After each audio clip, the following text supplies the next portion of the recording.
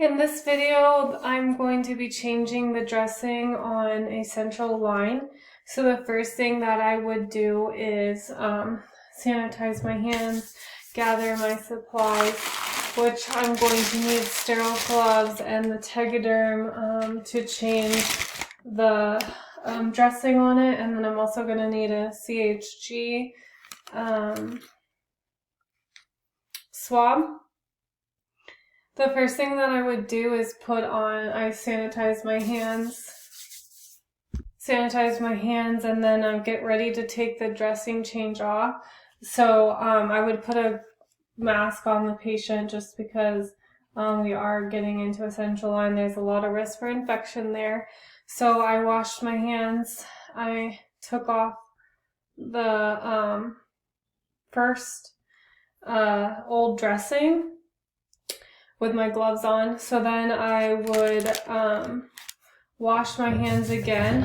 I want to make sure that I'm going to put on my sterile gloves, making sure that I don't touch anything.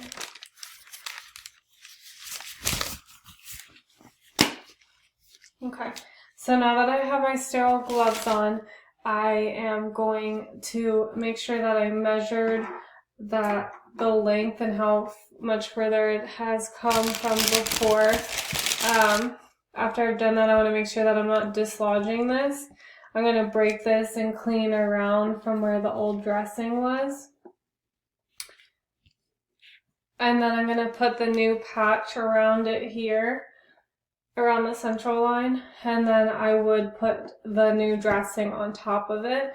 I'm going to label my name, Kate Halligan, RN, on December 31st at 14:49, and I would, now that that's all set, I've taped it down, I've labeled it.